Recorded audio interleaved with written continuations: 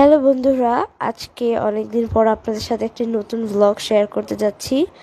তো আমার বড় পুতু মানে আমার বড় রাজকন্যা। তো আমার বড় রাজকন্যা এই বছর SSC 25 ব্যাচ ও পাস করেছে এবং ওদের ওরিয়েন্টেশন অর্থাৎ নবীনবরণ অনুষ্ঠান ইতিমধ্যে ওদের ডেটটা জানিয়ে দিয়েছে।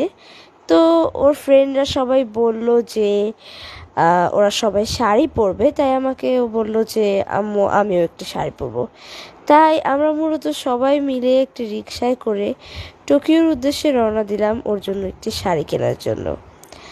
তো মূলত আমরা সবাই সেখানে গিয়েছিলাম, আমার হাজবেন্ড, আমার ছোট পুতু, আমার বড় পুতু, আমরা সবাই সেখানে গিয়েছিলাম ওর জন্য একটা শাড়ি চয়েস করতে। তো এখানে আমরা এখন যাচ্ছি সেই শপটার দিকে। শপটা আমাদের পরিচিত, যে শপটা থেকে আমরা কিনবো, এবং এখানে আমার হাজবেন্ড আমাদের ভিডিওতে একটু হাই দিচ্ছে। এবং ইতিমধ্যে আমরা আমাদের সেই পরিচিত শপে চলে আসলাম এবং আমরা একটার পর একটা শাড়ি দেখছিলাম, অনেক শাড়ি দেখছিলাম, বিভিন্ন স্টাইলের, বিভিন্ন ডিজাইনের এবং ম্যাটেরিয়ালের শাড়ি দেখছিলাম। তো ওর কোনো চয়েসই হচ্ছিল না, ও তারপরে আরও কিছু শাড়ি এখানে দেখলো।